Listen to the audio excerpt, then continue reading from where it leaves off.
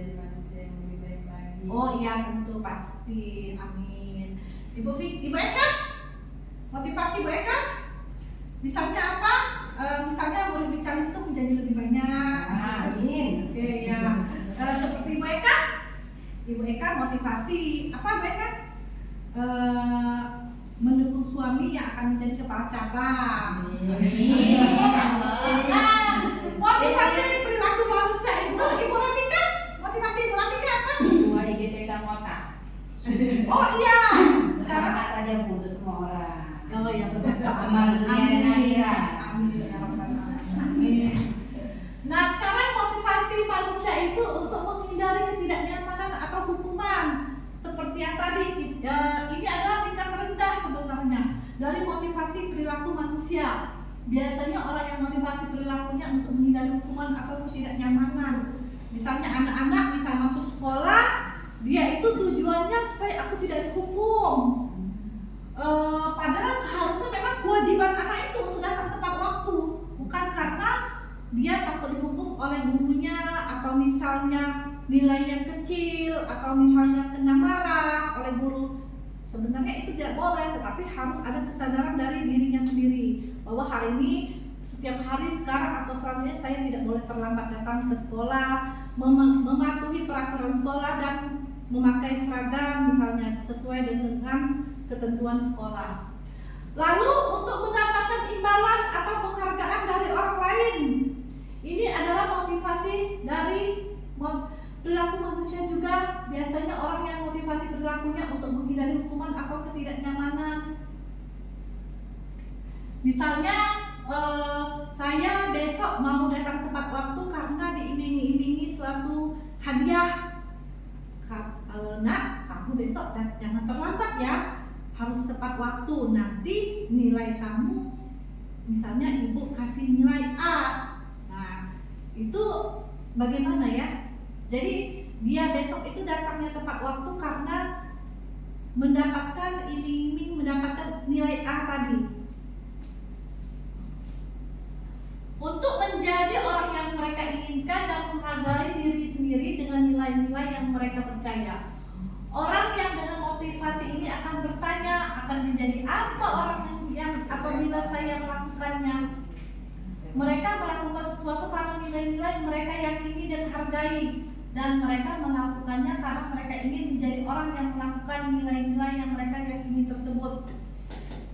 Jadi ibu-ibu, misalnya anak-anak kita ada yang melakukan seperti sulinja kan?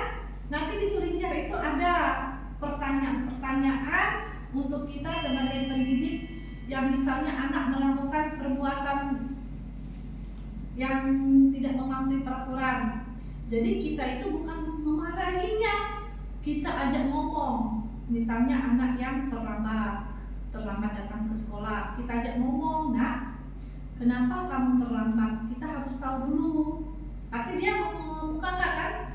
Maaf bu, saya terlambat karena saya misalnya semalam bergadang nungguin air misalnya, atau menolongi ayahnya yang bekerja menutup toko misalnya atau warung. Nah itu kan dia punya alasan. Artinya kita sebagai guru tidak boleh langsung, nak kamu terlambat ya, tidak boleh. Jadi kita harus mengajak dia ngomong, dia mengungkapkan pendapat, lalu kita bilang, nak sebenarnya ibu juga sering terlambat seperti dirimu. Nah lalu kita bilang, nak nanti anak tahu nggak apa yang sudah anak kamu langgar dalam peraturan sekolah kita?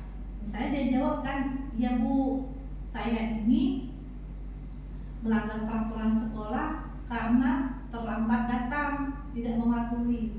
Di situ dia tahu bahwa dia telah melakukan perbuatan yang salah.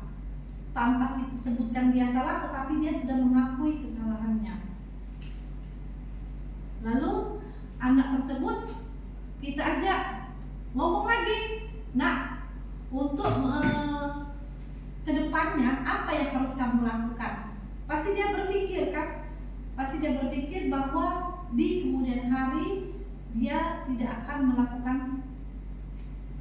perbuatan yang misalnya melanggar peraturan tadi. Lalu hukuman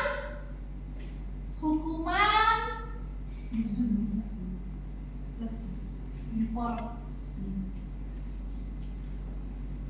konsekuensi dan restitusi. Nah, ini kalau hukuman ini ibu-ibu identitas gagal. Kalau identitas sukses itu disiplin yang terdiri dari konsekuensi dan restitusi. Seperti ibu-ibu bisa baca di sini, hukuman itu sesuatu yang menyakitkan harus terjadi. Konsekuensi sesuatu harus terjadi. Restitusi merupakan pilihan. Tidak nyaman, biasanya hukuman itu tidak nyaman bagi murid ya ibu. Dan biasanya untuk jangka waktu panjang tidak nyamannya. Tidak nyaman untuk murid atau anak untuk jangka waktu pendek. Kalau restitusi menguatkan untuk murid atau anak dalam jangka waktu panjang. Nah, biasanya korban mendapatkan keadilan. Kalau konsekuensi korban bisa diabaikan, dan kalau restitusi korban mendapatkan ganti. Murid atau anak akan tersakiti hukumannya. Konsekuensi murid atau anak dibuat nyaman. Kalau restitusi, murid atau anak mendapatkan penguatan. Jadi ini perbedaan antara identitas gagal dan identitas sukses, hukuman dan disiplin. Perilaku pasif agresif meningkat.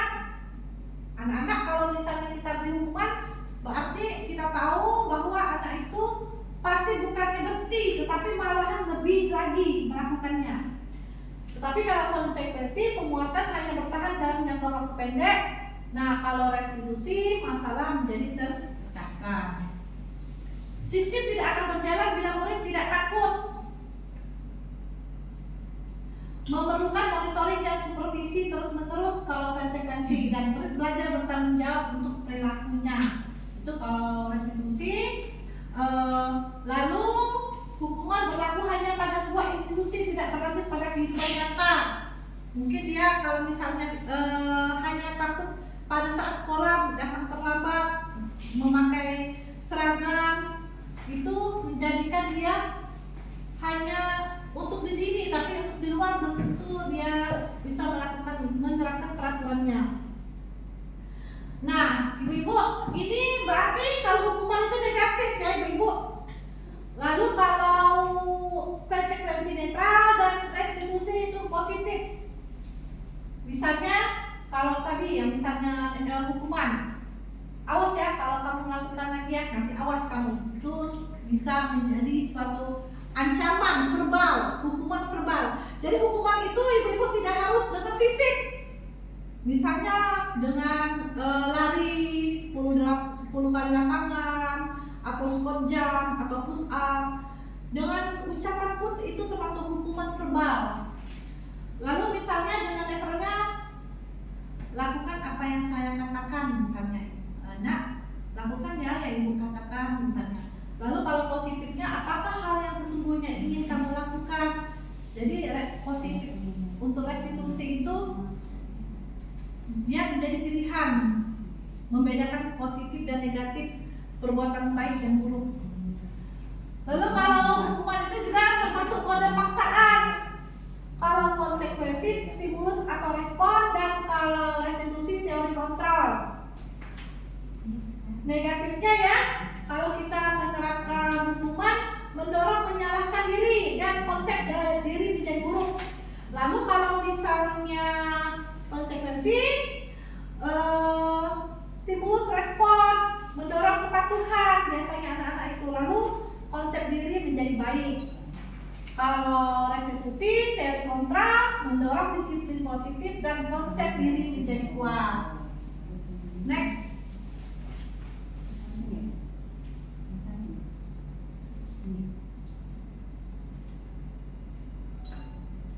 Nah, identitas gagal dan hukuman ya, murid atau anak belajar menyembunyikan kesalahannya, lalu mencoba mengontrol anak dengan penguatan negatif.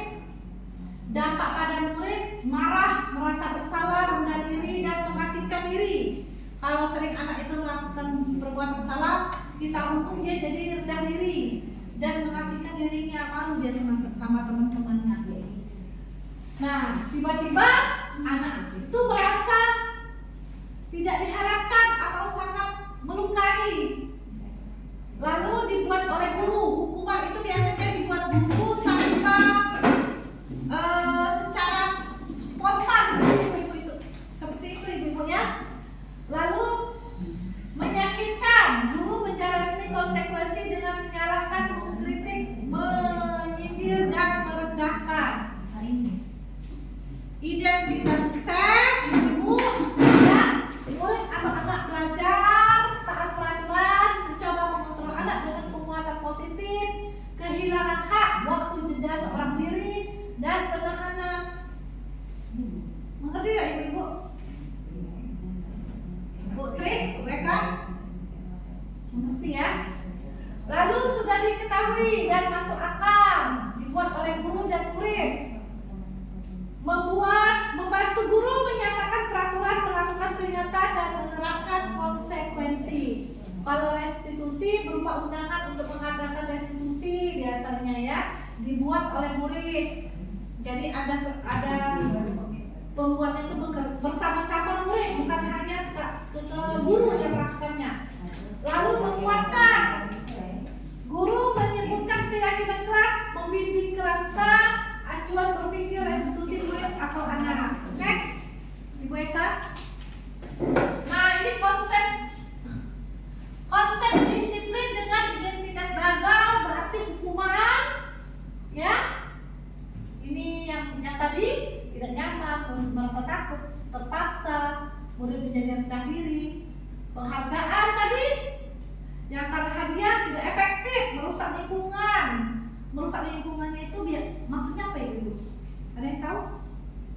Merusak lingkungan kalau kita apa hubungan antara kita memberi penghargaan tetapi merusak lingkungan.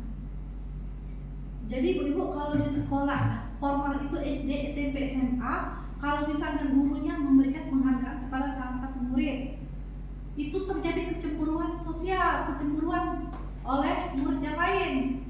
Wah, misalnya teman saya itu dikasih ini sama ini.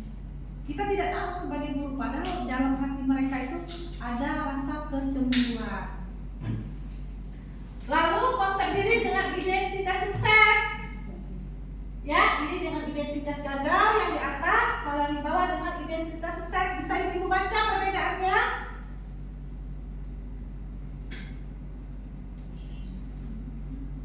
Nah, ini pendekatan restitusi, ya, menciptakan kondisi bagi murid untuk memperbaiki kesalahan.